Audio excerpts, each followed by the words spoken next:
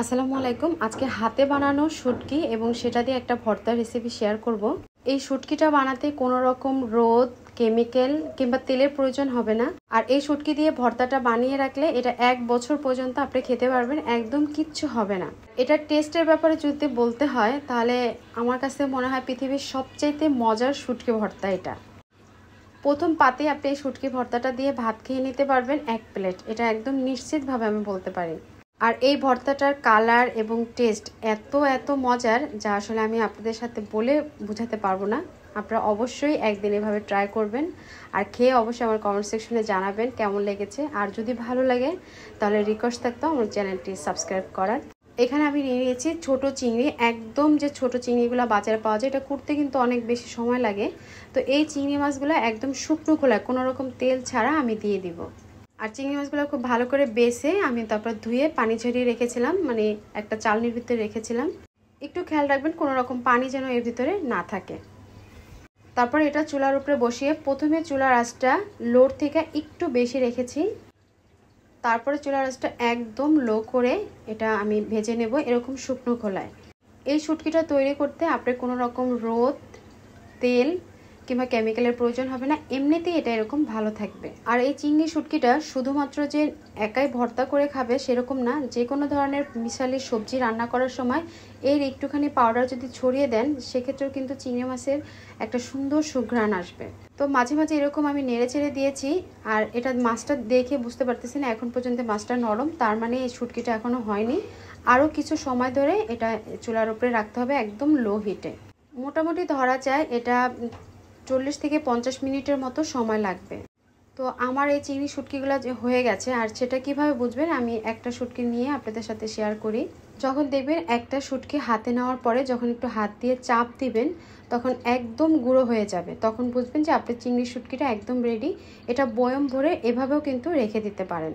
এখন আমি কয়েকটা শুকনো মরিচ, এটা শুকনো খোলাও টেলে নিতে পারেন, আবার চাইলে সামান্য তেল দিয়েও টেলে নিতে পারবেন। তো এটা টালা হয়ে গেলে আমি একটা সাইডে রেখে দেব। এখন শুকনো শিলপাটা নিয়ে নিতে হবে, তারপরে এই শুটকিগুলো আমি এখানে দিয়ে দিব, তারপরে এটা গুঁড়া করে নেব শিলপাটায়। আমি আর কি প্রায় চিংড়ি এরকম ছোট চিংড়ি মাছ যখন পাই বাজারে নিয়ে এসে তারপরে ঠিক এভাবে করে শুটকি করে রেখে দেই। এখন এর ভিতরে দিয়ে দিচ্ছি লবণ, তারপরে খুব ভালো করে একদম মিহি করে এই চিংড়ি মাছটা শুটকিটা করে নিতে হবে। আর এটা বছর চেয়ে বছর আর কি ভালো থাকে। দোকানে চিংড়ি শুটকিটা যখন কিনতে যাবেন তখন হয়তো বা কেমিক্যাল থাকবে, নাহলে প্রচুর পরিমাণে ভালো থাকবে। তো খুবই হেলদি স্বাস্থ্যসম্মত একটা রেসিপি আপনাদের সাথে শেয়ার করলাম। আশা রাখছি আপনাদের সবারই উপকার আসবে, ভালোও লাগবে। এভাবে করে আমি সব চিংড়ি মাছের শুটকিটা মানে গুঁড়া করে নিব। আর এখন এর ভিতরে দিয়ে দিব শুকনা মরিচ, তেলে রাখা শুকনা মরিচটা এখানে দিয়ে তারপরে খুব ভালো করে শুকনা মরিচটাও বেটে নিব। শুকনা মরিচ এবং এই পাউডারটা, চিংড়ি পাউডারটা এভাবে নর্মাল ফ্রিজে রেখে 1 বছর পর্যন্ত খেতে পারবেন। যখন ভর্তাটা করবেন জাস্ট তখন একটা পেঁয়াজ কুচি করে কেটে তারপরে এর সাথে মিক্স করলেই কিন্তু একটা ভর্তা রেডি হয়ে যাবে। আর ওই যে বললাম এই পাউডারটা কিন্তু আপনি মিক্সড সবজি যখন করেন তখন এটার উপরে একটু ছড়িয়ে দিলে খুব সুন্দর একটা সুঘ্রাণ আসবে।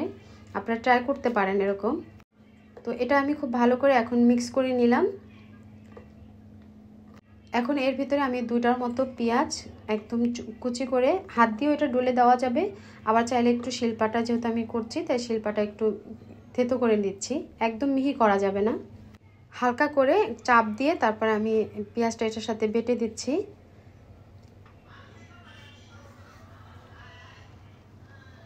এখন সব কিছু মিক্স করে নিব, বাটা আমার হয়ে গেছে। যদি ইচ্ছে হয় তাহলে এখানে আপনি একটু সরিষার তেল ব্যবহার করতে পারেন, আর যদি ইচ্ছে না হয় সরিষার তেলটা না দিয়েও এটা এত টেস্টি একটা ভর্তা যা আসলে বলার মতনই না। অবশ্যই বাসায় এরকমভাবে ট্রাই করবেন, আর দীর্ঘদিন ধরে এরকম চিংড়ি মাছ শুটকিটা তৈরি করে বাসায় স্টোর করে রাখতে পারবেন। তো ভর্তাটা আমার একদম রেডি হয়ে গেছে, এখন আমি এটা খাবো। আর আপনারাও একদিন বাসায় এভাবে বানিয়ে নেবেন আর খেয়ে বলবেন যে কেমন হয়েছে। তো আজ এ পর্যন্তই, আল্লাহ হাফেজ।